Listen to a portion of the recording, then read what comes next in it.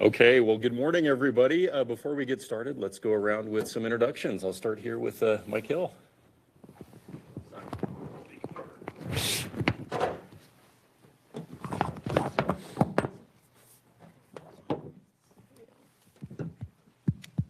Okay, good morning. Mike Hill, Douglas County Health Department. Good morning, Jason Gray, Mayor, Town of Castle Rock. Sergeant Kevin Torrens, Castle Rock Police Department. Tiffany Marcito, Heart Team. Sergeant Paul Baca, Douglas County Sheriff's Office. Deputy Sean Sanchez, Reintegration for Douglas County Sheriff's Office. Son Castillo Jones, Reintegration with the Sheriff's Office. Good morning, Sasha Easton, Arapahoe Douglas Works. Hi, Dan Marlowe, Help and Hope Center. Jeff Garcia, County Attorney. Dan McKelkey, Department of Human Services. Abe Layden, County Commissioner. Jennifer Eby, Douglas County Staff.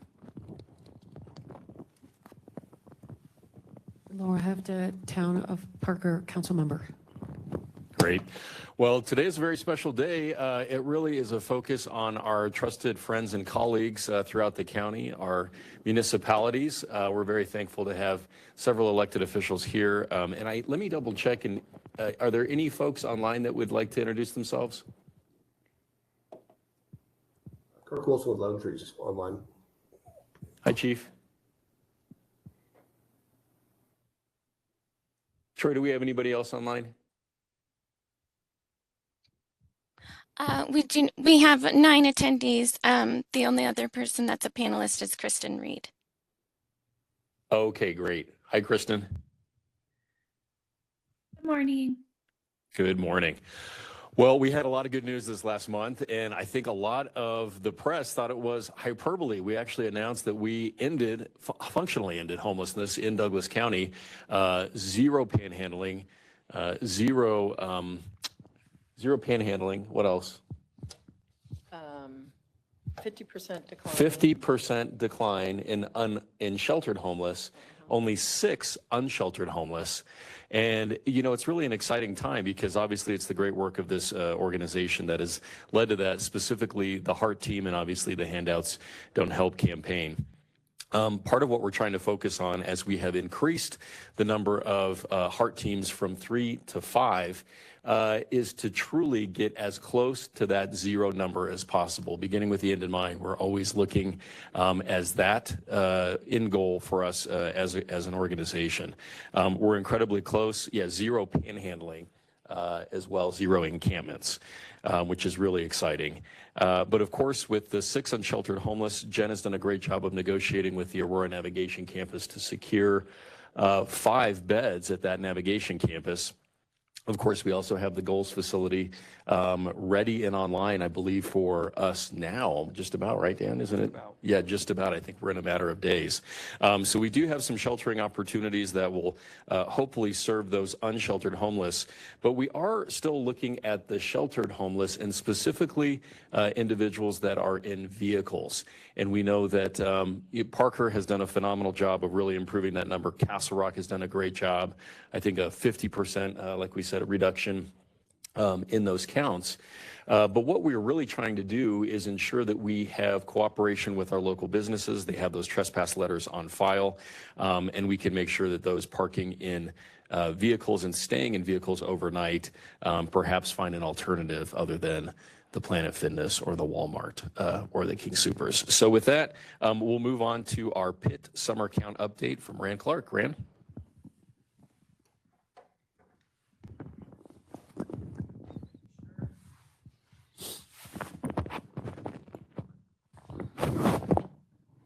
Thank you very much. Rand Clark, Community Services Manager, Department of Community Development. I'm happy to share with you today the data we collected during our summer point in time count. I believe all of you, when you walked in this morning, were given our fact sheet. I'll be highlighting some of that information that's contained on that fact sheet and then dig just a little bit deeper on a couple places of data just so we can see some of the trends and understand what we're seeing out in our community and the impact this initiative and our Heart Team has made on those who are unhoused over the last couple of years. Just a reminder and a level set for those of you who are unfamiliar with the point in time count. A point in time count is an unduplicated count of people in the community who are experiencing homelessness on a single night. We recognize that this is just a one-night snapshot, but what we find is nationally as we conduct this type of work is that when you do sort of this sort of yearly or annually, or for us, annually in the summertime and then again in January, we find some common trends, some common analysis because our process is very similar, and we can make some, we can find understanding from those numbers when we do it on an annual basis using similar methodology. And so we're really happy with the way that we conduct it. We want to say a big thank you to our partners that helped us with this. Not just the HEART team and our partners in the Douglas County Sheriffs, but also our community partners and nonprofits who are also helping us collect data. This summer, we conducted our third point-in-time summer count, and it was conducted on the evening of July the 29th. We asked specifically, where did where did you sleep on Monday night, the 29th? And so some of the big headlines that we were able to find this year was this big number. 2 years ago, when we did our first summer point in time, we counted 43 people. I was talking with Tiffany, our HEART supervisor. I think she and Greg had been on the job for about 2 weeks. They were brand new, and we threw them right into doing the pit count that summer. And that summer when we counted 43 individuals that were sleeping outside in 2022. Fast forward now 2 years later, and that number was down to 6 this last summer. And so we directly relate that to the efforts of the HEART and the work that they have done to address those concerns, help the people who are unhoused and unsheltered and sleeping outside in our community. The second thing we found was a couple of other big numbers. We found a 50% decline over last summer of people living in their vehicles and sleeping outside. So if you look at those that were in their vehicles and those that were sleeping outside, we saw a 50% decline over last summer. Then also during the operation of HEART, which lasts for about a little more than 2 days, we're asking for a pretty concerted 2-day effort of who's sleeping and who's unhoused in our community. We found no encampments, 0 encampments, and 0 people panhandling. We had 5 HEART units, plus we had our PATH team from All Health that were out canvassing the community and working to find those who might be unsheltered and to conduct the survey, and did not find any encampments of more than one person, and did not find anybody panhandling on their corners. So let's dig a little bit deeper. If we look at our numbers of those that were sleeping outside over the last 2 years, I included some number from our winter point in time. And so we don't just have the summer count, but we also do something similar in partnership regionally with what's going on across our region.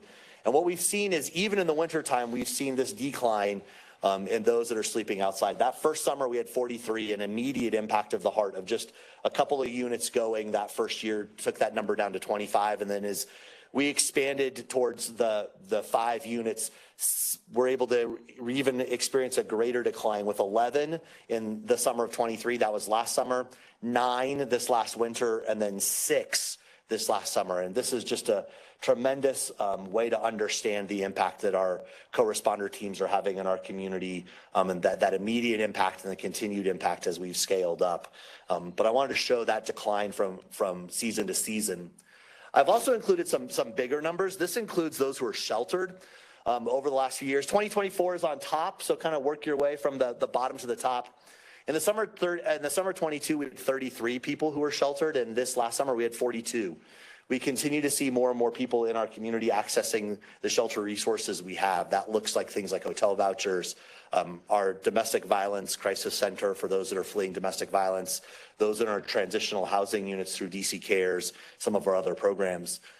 But again, we see that decline in our unsheltered that are sleeping outside. But I wanted to point this out. One of the things that we heard very clearly coming into this summer was we really wanted to see a change from winter to summer. The last 2 years, we've seen our winter number, and then the summer it goes up.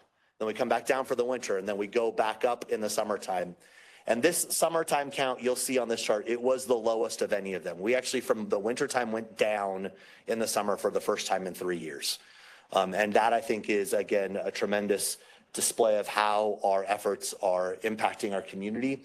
And we're seeing those numbers decrease. In fact, not only did we go down from the winter of 2024 to the summer, this was our lowest total count completely of all the winters and the summers over the last few years. And so again, thank you to the Heart and all of our partners who are working to serve the folks in our community. This is a lot of data. So I'm just going to put it up there. I'm not going to go line by line by line, but we wanted to break it down a little bit by jurisdiction. And so the top 3 lines really demonstrate the numbers that are total in our community, summer of 22, summer of 23, and summer of 24. But then we took those that are sleeping outside by jurisdiction and those who are sleeping in vehicles by jurisdiction to look at a little more detail about where people are in our community and where people are sleeping unhoused. And what we found is, again, a tremendous work everywhere in our community of those who are outside, sleeping unsheltered and outside. All of those numbers have gone down over the course of the last 3 years. And then even if we look at vehicles, there's been a little bit of steady, but I do want to point out one of the things that caught our attention. If you remember, about a year ago, we had this conversation in this room around those in Parker that were sleeping in their cars. We saw a pretty dramatic increase, and we had 28 sleeping in their cars last year. That's now down to 10. And so we've seen that number reduce from 28 to 10. We still have a bit to go in all of our communities on those who are sleeping in their cars. But we really want to thank the efforts of the Heart and our partners in Parker who have really worked to address some of that car parking and camping. And we've seen that difference in that data from last year to this year. It's made an impact in that number and contributed greatly to our numbers declining for those that are sleeping in their cars from last summer to this summer. And so you have some of that data on the back of your sheet. It's on the back side if you are interested more in what's going on in your community or in your jurisdiction. I'm happy to answer any additional questions. Finally, we do want to sort of take a moment and kind of talk about who we're seeing in our community who are unhoused. I know Commissioner Lane referenced earlier the opening of goals, and Steve's going to talk about that briefly here in a minute and give you an update on that project. But this is the type of family or the type of person that we're seeing in our community. 74% are single, an additional 4% are single with a pet. We do ask that question because we know that pets can be a barrier around those that are unhoused. So we've got a few that their family, they consider their family themselves plus their pet. 15% is with a partner or spouse. So think of that as 2 adults with no children. And so when we put those numbers together, we're really talking 90% plus of the people in our community who are experiencing homelessness are not those with children. We do have a small percent, that's 7%, who are families with children. And that's really where we're excited about the goals opportunity to address that population and to provide that resource to them. And then as we head into the future and into next year with the opening of the campus up in the Regional Navigation Campus up in Aurora and our partnership with them, that we'll be able to start to address the other folks in our community that are singles that don't have kids and with a solution that's appropriate for them. But also wanted to share this oftentimes can inform some of what we're trying to program and put together in terms of how we help. How we're helping a family with kids is drastically different than how we're helping a single male in a lot of different ways. And so I offered to share that as well. So that is the crux of the data. I'm happy to answer any additional questions from the executive committee if there are any. But I wanted to share that, and I will turn it back to the executive committee for any further questions, discussion, as you would. But thank you for the opportunity to share this data, and a big thank you to our Heart team and to our partners who help us collect this data every summer and allow us to really understand what's happening in our community and the impact our programs and this initiative has had. Well, tremendous thanks, Rand. And Rand, you've done such an incredible job and have been with us since the inception. So wonderful job pulling together the data and all the work that you do. Again, I would be remiss if I really didn't thank our municipal partners. Can you go back to the big numerical sheet? I mean, that reduction in Parker from 28 to 10 is big. And I don't know, council member, if you want to speak to how you all were able to accomplish that. I'm putting you on the spot. Sorry, Laura. Well, our Parker Police Department is on the front line of helping homeless people in Parker, along with the Heart team. And so our business community as well has been more engaged, and they've been more aware of the trespass letters that they are able to get for their community, especially in the middle of Parker. So I think some of the business community has been engaged, and there's been a regular reaching out to those folks that are in cars along with the Heart team and offering of services. And so step by step, they keep on engaging with folks and offering services together. And I can't emphasize enough, the faith community and the nonprofits offer those folks shelter as well and resources. So thank you, faith community and community partners and nonprofits on that. So I think we'll continue to make progress as we are able to get more of the business community involved to help folks out of their cars. Thank you. Well, thank you, council member. And again, huge thanks to Parker and all the municipalities. I mean, I'm looking at Castle Pines, which is just stated 0. Obviously, Highlands Ranch has gone to 0 from 3. And if you notice back in 2022, they were at 9. So they've gotten to not just functional 0, but true 0. Lone Tree staying pretty static, and Castle Rock, about the same. Obviously, I think there's opportunities for us to work within the business community. Castle Rock is just growing as one of the most successful communities in the state, if not the country.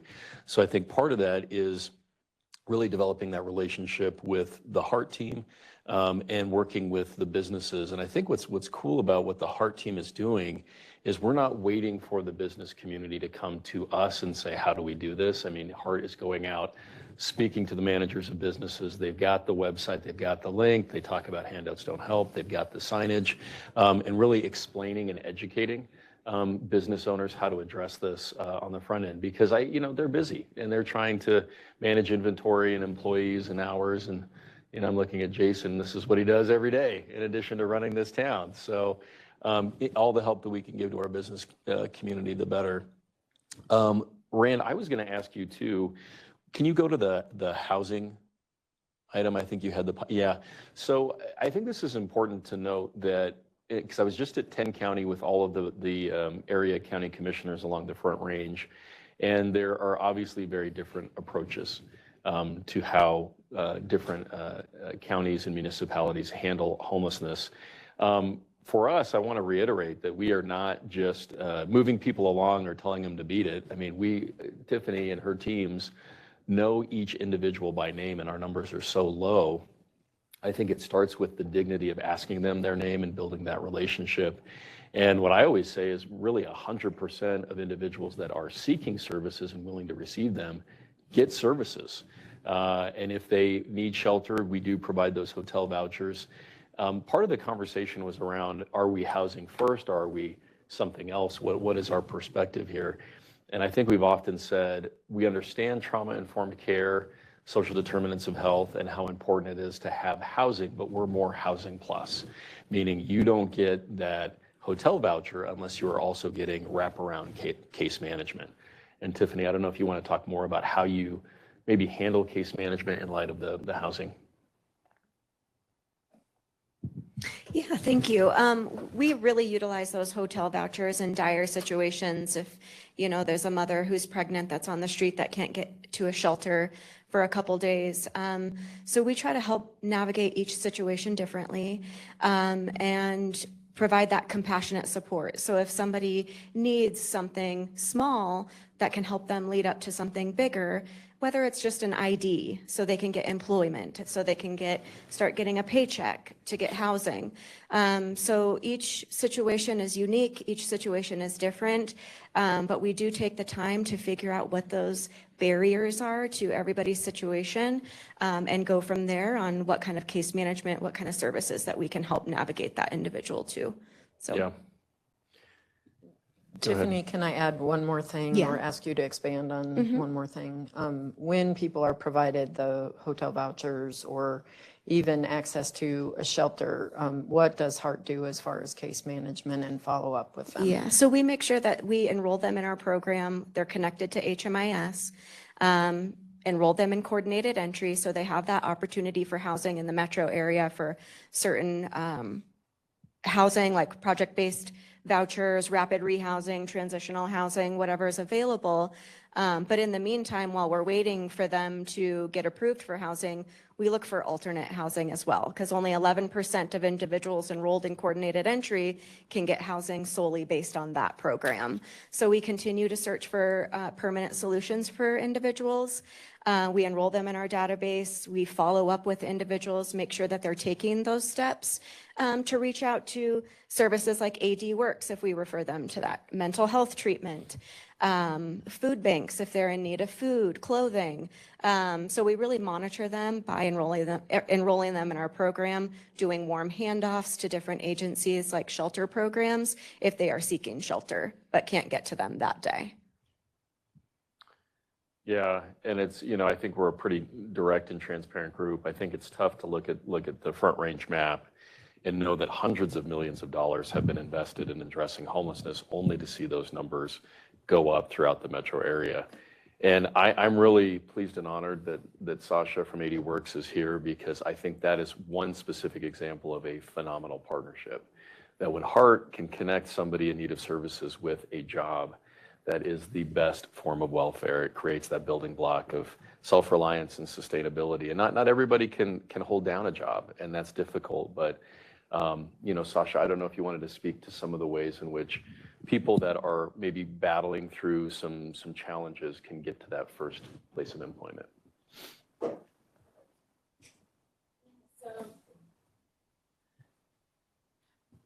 I think, we appreciate the partnership with HEART and their navigators. And we really, once we get referrals or once we're serving an individual that may be experiencing housing insecurity or homelessness, we really try to leverage those wraparound supports. So we get them enrolled in our program so that they could receive supportive services. We could assist with housing on our end, start to work with them on their career plan. So what type of transferable skills might they have, get them connected to our workshops and assessments. And then also, partner with our business services team to ensure what might those connections be for job opportunities. We also have dedicated homelessness workforce specialists at our office that hold housing insecure and homelessness caseloads, and they're really there to understand those needs, know what resources are in the community, and then they also leverage the other programs within our organization and then our community partner organization. So it really is that community approach. Yeah, and it's not just jobs with 80 Works. It's upskilling, it's reskilling, it's the education and training to take that next step, which I think is really huge. So thank you, as always, for being here. You're so articulate and well-spoken about everything that you do, and I think it's a great partnership. I was on a panel, up in Breckenridge, speaking to the larger group at 10 County. And one of the comments, from a commissioner colleague in a different county was, well, the systemic issue associated with homelessness is just a home. So we just have to get them a home. And I get it, I really do, but I'd be curious to hear your perspectives, I think, among the experts in the room, because, when we talked to Colonel Jack Briggs in the Springs, who has run the Springs Rescue Mission forever, his comment is, well, if you're dealing with a heroin addict that is in a really difficult situation with substance abuse, you give them a place to go and no case management, you're literally just giving them a place to die. And he's very candid about that. And that's sometimes a hard thing to share, but I think it's a true thing. So I don't know if, do we have any experts in the room, maybe Tiffany as well, that wants to speak to how are you providing case management when you encounter individuals that have either a substance abuse issue or maybe a mental health issue or both? So after we encounter an individual and we assess what their needs are, if somebody does have a true substance abuse issue, we will reach out to those agencies that can provide that treatment for an individual, whether it's detox before they get into a sober living program, or if we need to call on our CRT team to assess for a mental health crisis, we'll reach out to them. We also utilize our All Health Path team. They are out in the community with a therapist, a peer support navigator, along with a case manager, so they can provide that mental health support out in the community without adding that barrier of somebody needing to go into a brick and mortar building. The average length of stay that we are seeing here is about 5 to 7 days for an individual. So we try to get them connected to those agencies that can provide that long-term case management wraparound support immediately. So I think it just depends on where someone's at that level of needing substance abuse treatment. Are they ready? Because if they're not ready, the less engaged that they're going to want to be in a treatment program. But if they are, it's easy to get somebody into a treatment program to help that substance abuse. Yeah. And then those professionals can help re-engage with mental health support, get them on psychiatric medications if that's the route that needs to happen, and then work on housing after that. You have to be mentally stable in order to remain self-sufficient in your own place. Absolutely. And that's where, I express a lot of gratitude to my county colleagues, because some of the nonprofits throughout the region have been really instrumental in providing some of those services. Step Denver and Ready to Work, just met with the director of Ready to Work that is like, hey, we're wide open. Please, if people are looking for an opportunity, we're here. So I think that's really exciting. Well, thank you for that brief discussion. I know we're going to move on to one of the meatiest portions of why we're here, which is working with our municipalities, updates from Castle Rock, Lone Tree, and Parker. Who would like to start? Mayor Gray? Thanks, Commissioner. One of the things I wanted to start off was just what we're doing in general, and also I wanted to first maybe mention the Rally of Hope. So Rally of Hope tomorrow, Festival Park from 5:30 to 7:30. September is Suicide Prevention Month. And now more than ever, we need to talk about mental health, and that has a lot to do with what we're dealing with here. And so tomorrow is our 5th annual Rally of Hope, where we have our CRT team, but also teams across the county that help each other. It's a really nice event, big event, important event. It's our 5th annual, so hopefully some people can come up for that. Going on to the town itself, we have a navigator whose primary duty is to assess with our homeless population. We have a community partnership unit of 3 right now, 4 hopefully when it's fully staffed to assist when needed to deal with businesses and citizens. We have 2 community response teams who deal with people with mental health crisis 7 days a week. We have 2 animal control officers who often call for their expertise, because like we said earlier, a lot of our homeless have animals and they're part of their family. So we want to make sure we're assisting with that. We have a traffic team with 2 CSOs that are able to assist on parking aspects, because sometimes when we have parking, they're parked illegally, and we want to help them along as well. And we also collaborate with HART on a weekly basis, but sometimes day to day.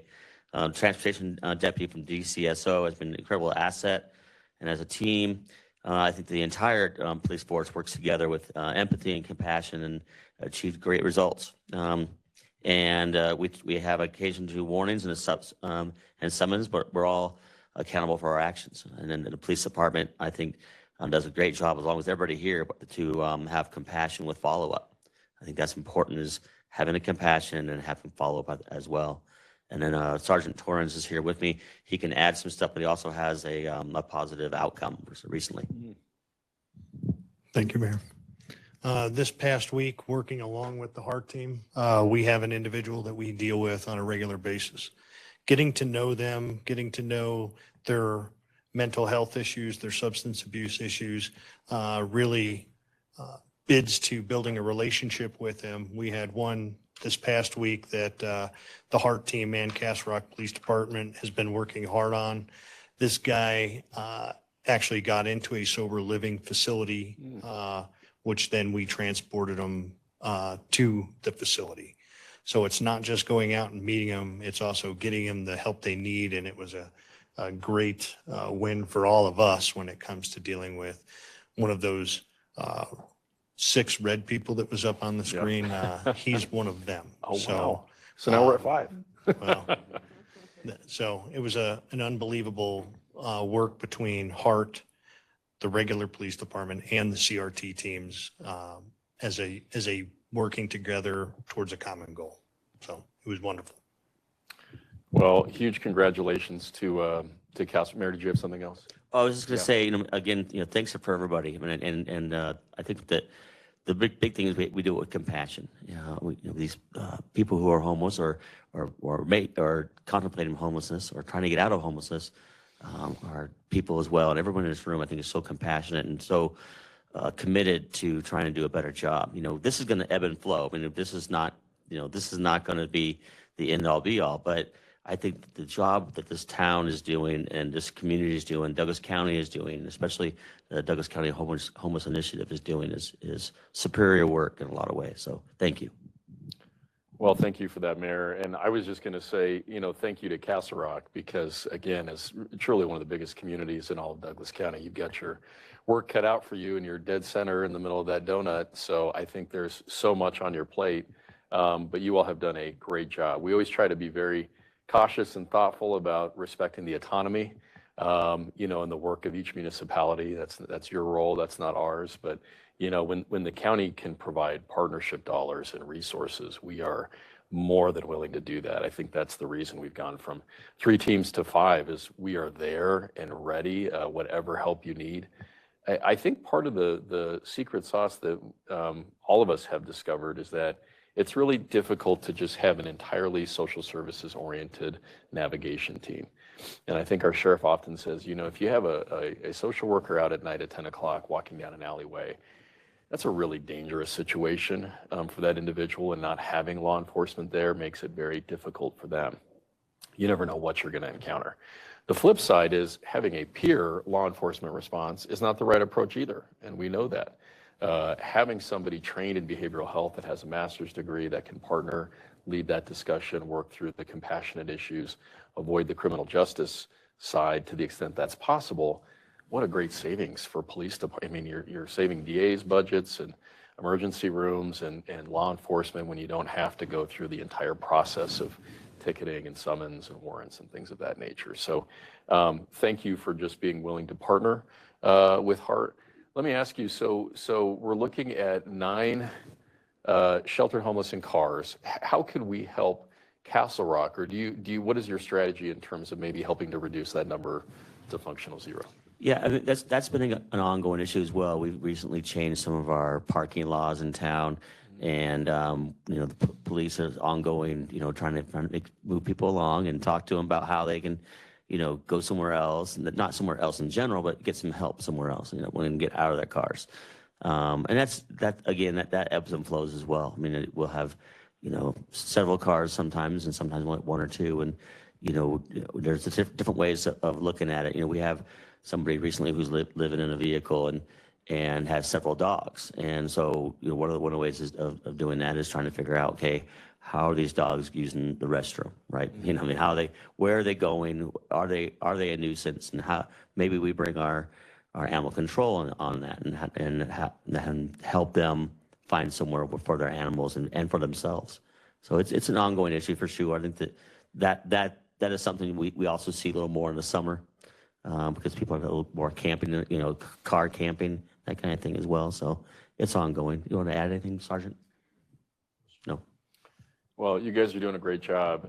I think part of it too that's really important is we're not just counting that one night, right? So because our numbers are where they are, our 5 HEART teams now can actually almost in real time keep track of everyone they're seeing, enter that into the information database, and really give us a real-time sense of those numbers. So hopefully we're continuing to just monitor that and track that month by month as we meet here, and we always get the report outs from Tiffany. So thank you for that. Well, huge thanks to Castle Rock. I think we have Chief Wilson online from Lone Tree. Chief, did you want to report out from Lone Tree? All right, I'm unmuted. Sorry for not being there, but I've had COVID the last 5 days, so I'm recovering from that. But at any count, it's not much different than what Castle Rock's doing. We work closely with our businesses to,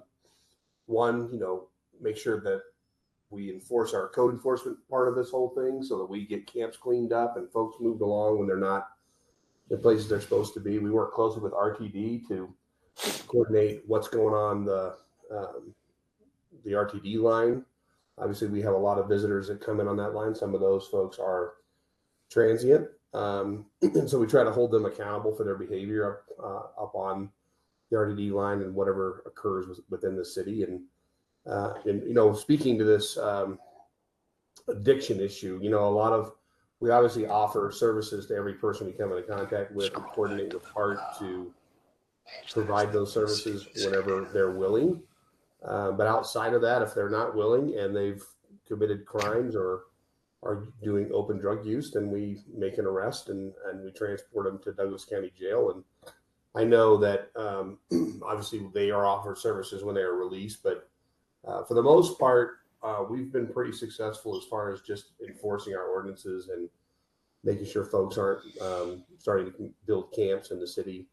The officer we have assigned to do that is in our community partnership unit, and maybe not every day, but probably 2 or 3 times a week, we're going around to known locations within the city and making sure that camps aren't started and folks aren't trying to bed down in areas where they're not allowed to. And if we make contact there, then we offer services. We coordinate with the HART team when appropriate. And I would give a shout out to the HART team. I think one of the most visible things to our community and to our citizens is the lack of panhandling at intersections, at off ramps, and things like that. And I think that's had a very positive impact on our citizens and how they view what the HART team and what the police departments are accomplishing. So that's basically, I think, it for as far as an update. Yeah, well, Chief, I live in Lone Tree, of course, and I have to tell you, I am just so grateful and amazed by your work and what Lone Tree has done. I think you're 100% right. I mean, just anecdotally, I don't see panhandling anywhere. I don't see encampments anywhere. And of course, when we think back several years ago, encampments in Lone Tree is how this all sort of started. So you all have done a great job, and I know that's not easy being right at Lincoln and I-25. And what used to be end of the line for light rail, still is, but different stop. I don't know how you've been able to get to that level of, it looks like, 0 people sleeping outside. So I think a big part of the work of Lone Tree has been getting us to that 0 encampment, 0 panhandling. But you have 0 people sleeping outside, which is really tremendous. And it looks like just 2 people sleeping in vehicles in Lone Tree, and it sounds like you're working pretty closely with the businesses and the HART team to help address maybe those last couple numbers. But huge thanks, and thank you for your partnership. I think it's an awfully big deal, and that's, again, always that big welcome sign to Douglas County, so thank you for that. Any questions for Lone Tree? Yeah. Okay, I think we have Parker here. Thank you, Commissioner Layden. Like Mayor Gray, I just want to do an update. We're going to have the Fall Festival this weekend, and the next 2 weekends we cut down on our July 4th activities because our citizens wanted a Fall Festival. So just to let you know, that's going on in Parker the next 2 weekends. As far as what I have been reaching out and doing to help our community, newly we have a Parker Faith Council. And I go to these meetings when they have this monthly. This is a new group, and their goal is to link the faith community in Parker for the common good. And you say, how does this help? Well, they work with Heart to Hand, Secor Cares, and this council is advertising items for donation for collection in Parker, such as hygiene items, and then also food items when Christmas time comes, and also during the year as well for the presents during Christmas. So the Parker Faith Council is a new group, and their goal is to support the community and prevent folks from being homeless by that outreach as well. I also coordinated with the Evans Law Group. A little known fact that many people may not realize is the aid and attendance benefits for veterans. This is another way that homelessness can be prevented for veterans in senior and long-term care. Not that many attorneys know how to do aid and attendance, but the Evans Law Group does in Parker. And so they usually get payment later on when they get the person on the program to help them with those monthly payments. This really prevents homelessness of our senior community if you're a veteran. Valley Hope of Parker, we missed you, Commissioner Layden, at that. And we had a grand reopening in Parker. This is a treatment center for addiction and substance abuse, and the many, many donors throughout our community really stepped up to help this nonprofit organization open a brand new facility, remodeled with more beds for substance abuse addiction. So this is really helping the community.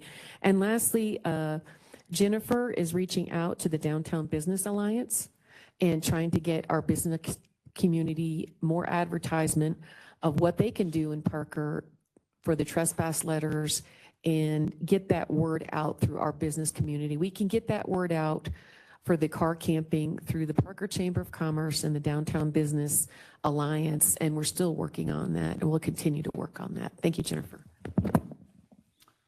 Yeah, thanks to Parker on a couple levels. Our schedulers are great, and Valley Hope apologize they didn't get an invite to Drew, but I know the mayor stepped in very quickly and was able to cover for us. So appreciate that. But obviously, Parker is part of the biggest success story.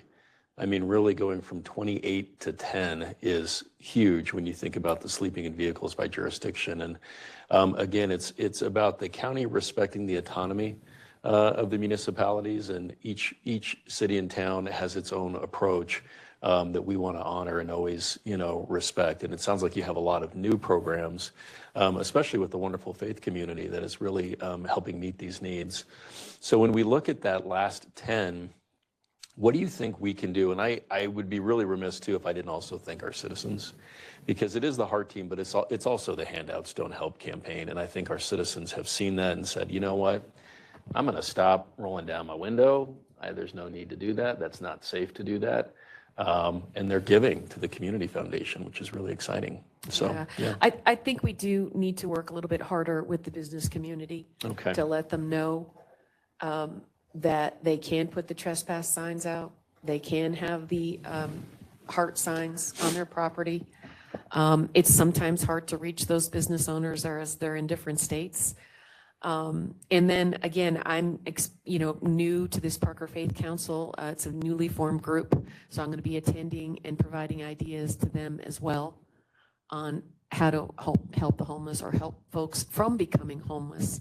So I think those are two avenues that I'm going to work harder on in Parker and try to see. And it's a steady, I think when we as elected officials, we're constantly doing something to promote this cause. So I know Mayor Gray is constantly trying to do something every week, and I am as well, to help folks in our community, whether it's advertisement through our websites or reaching out to folks one-on-one and then connecting them with the Heart Team. So I know that I'll continuously work with the Heart Team as well. Yeah. Well, it's interesting, I think, nationally about some of the different hotspots throughout the country, Seattle, Portland, San Francisco. And like I said, I was with some of my colleagues that are just seeing their numbers get higher and higher. And I continue to think you get the type of community that you allow. You get the community that you tolerate. And, Mayor Gray made a really good point. We always lead with compassion. Everybody who wants services gets them. But I'm so proud of this community in our cities and towns for reclaiming their public spaces and saying, it's probably not okay for people to have to trip over encampments in really dangerous situations just to get to like a King Soopers or a 7-Eleven. When you think about the 10 people that you have left, do you have any sense, and maybe I'll ask Rand that too, is Rand still here? There he is. Do we know where this 10 is at in Parker?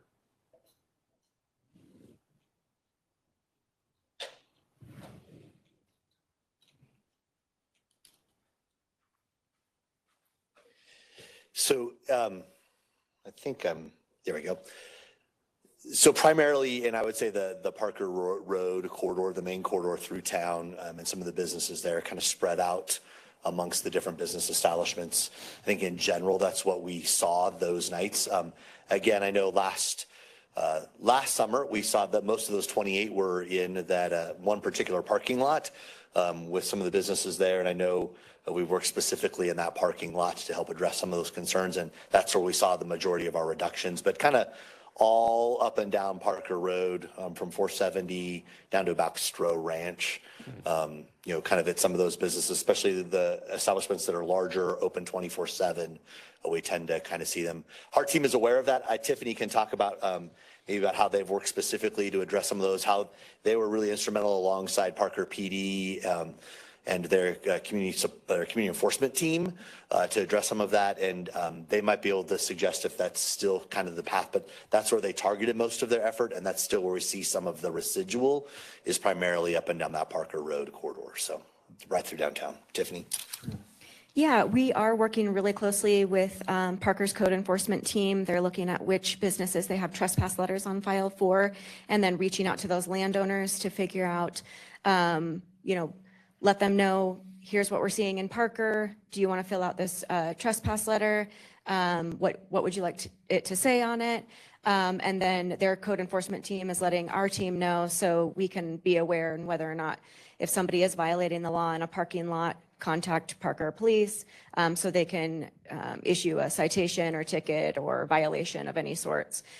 So we are in contact with code enforcement with Parker every day, letting them know what we're doing in the community, and we try to be respectful of Castle Rock as well, letting all of the municipalities know here, we're in this area today, really checking on encampments on the trail. If you need us, let us know, and we'll do the same. Really trying to vocalize that we want to work together. But yes, definitely working with the code enforcement team in Parker to try to get a handle on the car camping. That's awesome.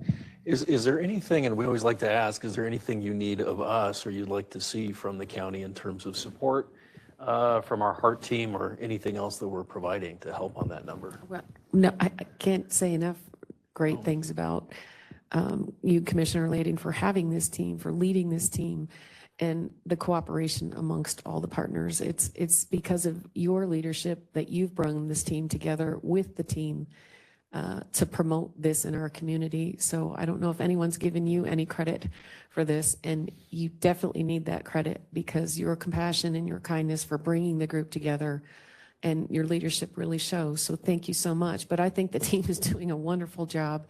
And like our elected officials, we work day by day to bring these statistics home, down, to bring it down. When we see it, we report it. And I'm always going to take action on my council to do that. So thank you for your leadership, Commissioner Abe Layden. Well, no credit needed, because the reality is it is impossible for me to do anything without every single person here. I mean, what I have been so encouraged by is the opportunity to work with each and every one of you, our elected officials, our staff, our faith-based community, law enforcement. I don't know if I could do this in other places. And I think when we cast a vision, having this team come alongside the county and say, yes, and we're going to do a little bit more in each area. You're the reason that we have these numbers. It's, we can have ideas at the county, but if without all of you, it's really impossible. So huge thanks to you, and I appreciate that. So let's move on to, unless there's any other updates, any other municipalities that want to comment or share with us? Okay, we're going to actually move executive committee member updates right to the middle, because sometimes that gets skipped over. So we want to make sure that everybody here has an opportunity to share what's going on in their world and provide any updates. Mike, anything? Okay. Reintegration? Okay. I do have an update. So September is Workforce Development Month, so we've been really busy with a variety of activities. Earlier this month, we had a veterans networking event at the ACC STERM Collaboration Campus in Castle Rock. And Arapahoe Douglas Works does provide priority of service to all veterans. So at this event, we had over 25 veterans in attendance, 7 employers. All the veterans received coaching on their resume, mock interviews. They also received support on their job search. And we also last week had a open house at the STERM Collaboration Campus. And thank you to Hart and Jen for attending. And that was open to job seekers, businesses, and community partners. And really that was an opportunity for individuals to learn about our programs and services and resources and how they could partner with us. And we've recently connected with Tiffany and her new navigators and toured the STERM Collaboration Campus, and we'll be welcoming their new navigators soon to learn how we could continue to partner and support each organization. And then I mentioned this last time, but we do now have career development and workforce development workshops at the STERM Collaboration Campus as well. So if you're interested in those or would like to refer someone to those, you could access that information on our website. That's awesome. You guys are always doing so much good work. Thank you for that update. Hope and Hope, anything? There's always a lot going on over there. Legal, Jeff? We'll have the second reading of the amended camping ordinance. Thank you, Dan. We'll have the second reading of the amended camping ordinance on next Tuesday. And so it will be our goal to stay as current as possible on that. And if any additional changes need to be done, we'll do that as well. Yeah, that's great. And I think the really wonderful thing you're doing too is working with your attorney counterparts in the municipalities on your camping bans and your associated language, just to the extent, there's a request for some mirrored language. Is that going pretty well? Yeah, we actually met last Thursday. There is something to be said about an approach that does match everyone's needs. So there are different needs. And as we looked on that chart, that there are certain municipalities or areas of the county just need a little bit more as far as maybe parking or maybe they have more water in their area. So there's definitely some customizing going on, but we are definitely in communication. Great. Thank you for that. Dan? I want to talk about a situation that happened at Human Services just a couple of weeks ago, and it really draws the attention to, because our numbers are small, we can help people who are in need of help, who are experiencing homelessness. We had a homeless individual in the lobby at Human Services that was acting out and needed to leave. And it would have been very simple to make him leave in a police way. And we didn't end up doing that. We could have done that, but we didn't do that. What was obvious is that he didn't want to be homeless in our area, that he needed his EBT card through Human Services, which you can get at any department of Human Services. You don't have to live in the county. And because he was homeless, he was walking around, and he certainly was causing some stir around the community, but his goal was to get his EBT card and then to leave. So he needed to leave the Department of Human Services the day because he was acting out, but we didn't not let him come back to get his EBT card. He was obviously very mentally ill, and he was obviously experiencing a mental health crisis. So we called HART and the CRT, and they were able to contact him the day of and the very next day. And he did end up leaving on a mental health hold, but he also then did receive his EBT card, and he left.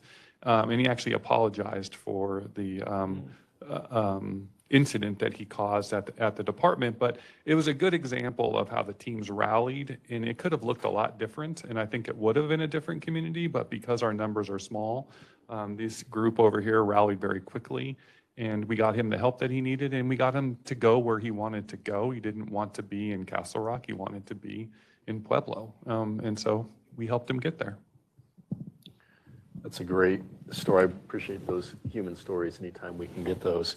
I know we have Kirsten Swanson online, who's our Director of Development from the Community Foundation. Kirsten, I think I have a suspicion about what you might be sharing with us. Kirsten? Hi, everyone. I just wanted to say thank you for letting me join you today. I am getting caught up to speed as we transition with our last executive director out of the organization. So again, thank you so much for having me. And as I get caught up, I just wanted to let you guys know I've got great news that we've received multiple gifts since the end of August. We're already up another $1,000 in the Douglas Has Heart Fund. And of course, we also granted out in June to the Parker Task Force at $2,500 as well. As I get caught up on the fund, I will get some further numbers for this group as well. And just to let you know that I will be your new contact in the meantime for anything related to the Douglas Has Heart Fund and anything you need over at the Douglas County Community Foundation. Well, thank you, Kirsten. And the Community Foundation is such a tremendous partner. That's our avenue through which we're redirecting generosity from street corners to a trusted nonprofit where 100% of the donations go right back out to our partners like Help and Hope and others. So thank you for that. And I thought for sure you were going to mention your incredibly successful Heroes Gala from Friday night, where we got to highlight and thank all of the HART teams and Tiffany and their work and the work of our first responders. But congratulations on your success that night. Thank you so much. Again, I wouldn't consider it our success just at DCCF, but really Douglas County as a whole coming together to celebrate what really makes it a great place to live and work. And I'm very inspired today just hearing about the work you guys are doing specifically in the unhoused community. And so I'm excited to be a part of the team and be inspired even more. Great, thank you, Kirsten. And we know executive directors, that's about a 3 to 5 year term normally. So we appreciate and thank Mike for his service. And obviously, very thankful for Kirsten. She comes from the multi-billion-dollar Denver Community Foundation. So we know there's a lot of horsepower there. I do have a brief update. I had an opportunity to meet with some representatives from Aurora around what they're doing. And they are creating their own heart service. And we love that. There's no pride in authorship. We like when, if there's something successful, we want to see more of it. And we respect, Aurora's ability to kind of craft their response around what fits their community the best. But there is an active conversation around specialty courts within Aurora to address homelessness. Different problem, different numbers there. But an ongoing conversation around how we can replicate HART both within the navigation sense and then within the judiciary, so that when people are ticketed or maybe have a more serious criminal issue, that there's an avenue to address that within their, what they're calling also a HART program. So more conversation there. We also, I also chair the Wildfire Action Collaborative, and you might wonder why I would even bring that up, but what we have seen is about 18 fires put out by our helitack crew. We have the only helitack crew in the entire state from a county perspective, and 5 of those fires were out of our county. What's really cool is we're getting paid back for every time that helicopter goes out. So now it's revenue generating, in addition to the fact that we're putting out some fires before they get out of control. The reason I bring that up is we're starting to think about what HART could look like in the region.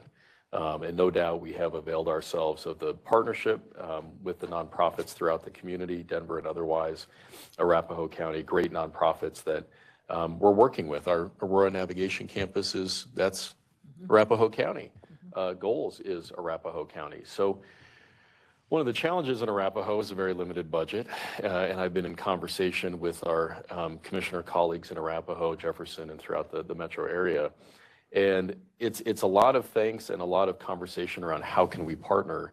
And similar to what we're doing with the helitack team, I don't want to get ahead of our board, but we have been having some conversations around, could we dip our toe across that county line into Aurora if asked, into maybe Centennial if asked, and then get reimbursed for the work and the services that HART is providing.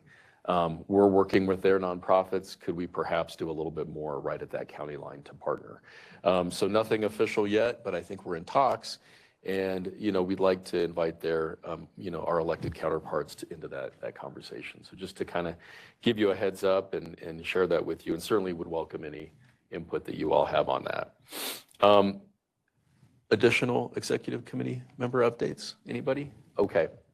So with that, let's go into the goals update with Stephen Dodrell.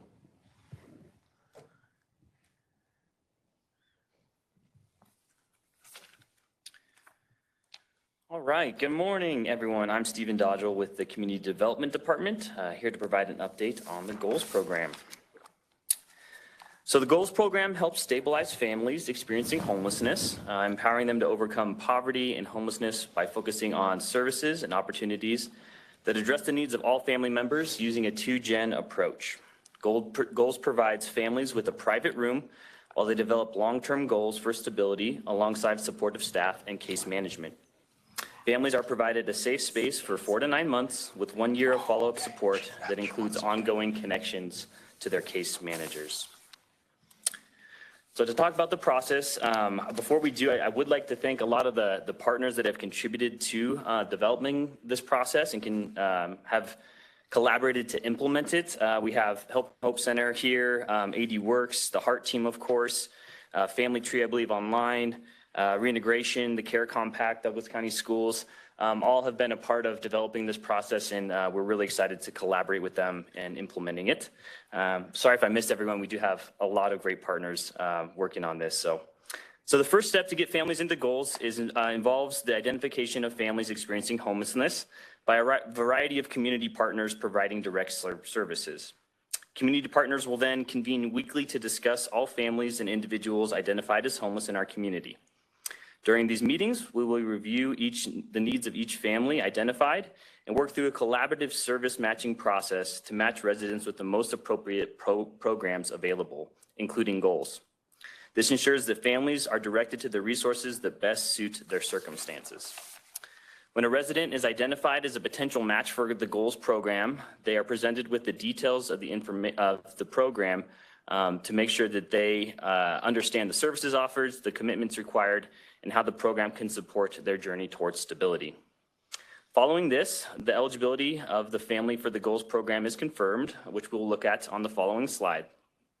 Families found to be eligible will be given a warm handoff to the goals program team to complete the entry process. After a family has been onboarded into the goals program, the community partners will continue to engage in case management and collaborate as needed. This ongoing communication will ensure that families transitioning into and out of the program is well supported. So to be eligible for the goals program, families must qualify for temporary assistance for needy families, also known as TANF. This means that the household must have an income of under $75,000 annually. It must have at minimum 50% custody of a minor. Families must be experiencing homelessness, which could include living in an emergency shelter, transitional housing, fleeing domestic violence, or living in an unsafe environment like in a car or abandoned building. Applicants must be residents of Douglas County and be legally present in the United States. And to maintain the safety and integrity of the program, applicants must not be listed on the sexual offenders registry and cannot be currently involved with a partner against whom they have a protection order. So the goals program aims to provide families with safe temporary shelter while helping them improve their overall health and well-being, enhancing employment and financial stability, supporting children's academic success, strengthening community connections, and transitioning into stable long-term housing. The contract with the goals program is scheduled to go before the Board of County Commissioners for approval on September 24th. After approval, the goals program will begin hiring the necessary staff. The coordinated service matching process will be ready to identify families when the program officially launches. This concludes my update on the goals program, and I'm happy to take any question that the committee might have. Great, Stephen. Wonderful presentation. Thank you. Any questions for Stephen? Laura? So you're going to newly form this in Douglas County. Can you talk about the successes in Arapahoe County that you've experienced, just in a broad terms, and what you hope to bring to Douglas County in the same way? Yeah, I wonder if Cassie with the goals program is available online. She'd probably be more informed with the successes of the goals program through Arapahoe County, as I don't have a lot of their direct results. So are you available online? She is. Yeah. Hi, this is Cassie with Family Tree. I'm the Chief Impact Officer. I'm just pulling up some of our data right now, but what we have seen overall is increased exit to safe and stable housing. So a lot of the folks that we work with in shelter, we are able to get them connected to permanent housing, whether it's through a voucher. Sometimes some of our larger families, that is just a longer reality for them. The cost of housing is so expensive. And when you need to find a unit that's maybe a 3 or 4 bedroom, even when you are working, when you have multiple jobs, it's hard to afford. So we do have folks who exit with rental assistance through a voucher. We also have a lot of families who are able to exit on their own. We do provide that wraparound services for folks while they're with us. So on site at the Goals campus, 80 Works is there, so folks have access to those employment services. We also have an early childhood education center on site, and so families with kids ages 0 to 5 who aren't quite ready for public school yet, or whatever school they choose. We have a campus right there. It just opened up this year, and families at our Goals program are able to enroll their children through that. I'm happy. My computer's running a little slow, but I'm happy to send Stephen. I can email you just some stats from the program to share with everyone if that would be helpful.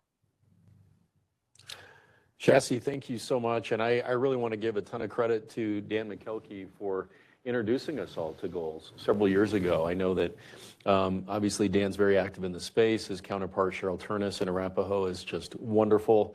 And I know through a lot of dialogue and conversation, we were able to really improve upon that partnership and see where we could go in terms of a multi-county approach. So thank you for just being willing to partner with us. Dan, I don't know if did you have anything to add on that?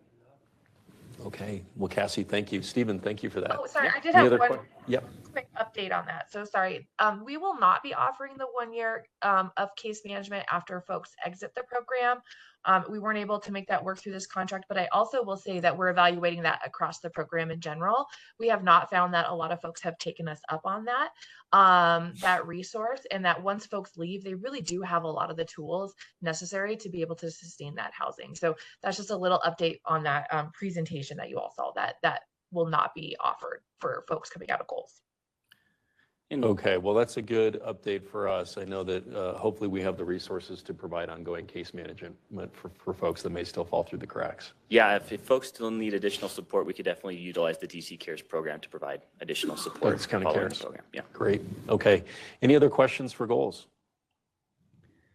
Cassie, thank you for joining us. Stephen, thank you so much. My pleasure. I know we already talked a lot about HART and the municipalities, but just to go full circle here, anything else, Tiffany, that you might add after hearing from the cities and towns? Yes. First, I wanted to introduce our new navigators to the team. Right. We have Katie Millis, Dante Young, and Alyssa De Jesus. All right. How about a big round of applause? And we also have Deputy Nick Hasman. He's not able to attend our Thursday meetings because his schedule's on the first half of the week. So there's Deputy Nick Hasman as well. Awesome. Well, I wonder too, I mean, we always have such a great opportunity to hear from Tiffany, but maybe if we can get a mic out to you guys, if you want to introduce yourselves and maybe share a little bit about how we can help and support the work that you're doing.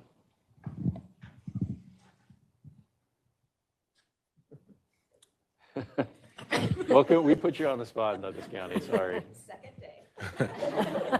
Hello, my name is Dante Young. You know, I think that it is my second day. But I feel like the thing that we could benefit from the most is just having a collaborative effort so that we can do the thing that we are passionate about. So having these conversations are integral to the work that we're doing. And I feel like we need to continue this type of conversations, even to a broader community, right? That's awesome. Welcome aboard. Thank you. Yeah, no, I definitely have felt super supported, and it's been really nice to get to know everybody very quickly. Like we can firsthand see how much we get to utilize all of our partners, like Scott and Lone Tree, met him many times already. Same with Anthony and Parker, and I'm going out with Lisa in Castle Rock today. So I'm getting to really meet everybody very quickly, and everybody's been so welcoming and helpful to us, and also just really helps our community and all the people that we work with. Awesome. Welcome. Hi, I'm Alyssa. So we've been training for the past couple weeks, and we've seen that a lot of our community partners have kind of pulled in each other's resources and helped each other, which was really beneficial because I know that we don't have any shelters here in Douglas County. And so it's nice that we're able to kind of collaborate to get these people housed and to find them resources so that they can better themselves or, find the place that they need to be. So it's really nice seeing that and then meeting all of you guys because you guys are all amazing and talented and very successful at what you do. Well, you all are, I mean, you guys are being humble, but they all have like master's degrees and have been experts in this field for a long time. And it's part of that magic of, it's not purely a navigation exercise. It's not purely a law enforcement exercise. It's a both. And, we always say we lead with the 4 C's. We start with compassion, but then it is code enforcement, community services, and communications. And, we have 3 new folks that really believe in the work that we're doing and are working well with law enforcement to reclaim our public spaces, but also provide help where it's needed. So it's always it's that tricky balancing, and it's not easy, but you are part of a great team. I think what I heard is really interesting. It's like, wow, these are really great people here. I remember when I first came on board the Planning Commission, like 7, 8 years ago, and it was like, wow, everybody in Douglas County is so nice. But they're not only good and kind people, they do really good work. And so I hope you continue to find that here and just have whatever support that you need. We're 100% behind you. So thanks, you guys. Any questions for the new Heart team members or anything from the cities? Okay, all right, great. Well, we're just about done. I'll open it up for public comment. Is there any, yeah? She does have an update. Oh, good, okay. Oh, we have a Heart success story, as we always do. Okay. We do have a Heart success story. So Katie and I worked with this family last week. It was a family of 3 getting evicted with a bunch of things just in the parking lot of this apartment complex. So she took the lead on everything, got this family a hotel for a couple nights, actually was able to help get them a moving truck so they can put all of their belongings in the back of a moving truck. They also had a friend that would be willing to pay for a storage unit for them. So they had the means to get their belongings outside of the parking lot into an appropriate storage unit. And then he actually received a check from his tribe that he was a Native American man, a check from his tribe that he had been waiting on, that he was able to put onto for future hotels while they figure out their rental situation in the future. So we were able to help them in the short term while they were able to provide for themselves more in the long term. We provided them with resources as well to kind of help get them moving in the right direction. But that was a success story just last week. So that was amazing. Wow. And then the next slides are just our numbers for Yep. last month. We had 57 outreach activity, 57% of the 159 calls that we were on last month were proactive street outreach. So we were out on the trails, under bridges, trying to find any encampments or people that need assistance. 22% were dispatched by law enforcement, 3% were public referral forms, 12% citizen calls. We have seen an increase in citizen calls, especially from the Parker area. So that's nice that they're letting us know whether or not someone is needing assistance in your area. And then 6% were community partner referrals. So if any agencies, nonprofits, faith-based partners see someone that you don't know if they're connected to our team, please fill out a referral form or call the hotline so we can engage with those individuals. And the next slide are call outcomes. So we provided just general information to 3 individuals. We contacted 36 people. 5 individuals were not from Douglas County. 13 ended up not meeting homeless criteria. 12 individuals refused contact by our team. 3 individuals had some sort of law enforcement action, whether or not they had a warrant for their arrest. They were volatile out in the field. They had a ticket that they got, that kind of law enforcement action. 87 of those contacts were unable to locate. So during our street outreach, if we're unable to locate individuals in that certain area that we're at, we log those as unable to locate, and then 0 camps last month. And then the next slide, services that we provided, 16 individuals, housing support, whether we enrolled them in coordinated entry, connected them to the housing partnership, or connected them to apartment applications. We log those as housing support. 35 motel vouchers were used. 6 individuals were giving assistance with transportation, whether that was a bus pass, a Greyhound bus ticket back to their support system, or simply a ride. We logged those as transportation. And then 1 was referred to a shelter of their choosing. And then this last slide is just a breakdown of the different jurisdictions that we receive calls from. So majority was from Highlands Ranch last month, and then 13% Lone Tree, 4% Inglewood, 23% Castle Rock, 20% Parker, 4% Castle Pines, and 1% Larkspur. So that is all I have Glad we for didn't numbers skip from over last that. month. Yes. Well, like I said, I think having those month by month, real-time-ish numbers of where we're at is really helpful. Any questions about these slides for Hart? Okay, great job. Wow. Okay, so we're just about done. We're going to open it up for any public comment. Is there any public comment in the room with regard to anything that they've heard today? Any public comment? Okay, is there any public comment online? Okay, and Jen's telling me no public comment online. Well, we do always welcome that. Again, I'll just thank everyone for joining us today. Have a wonderful rest of your Tuesday.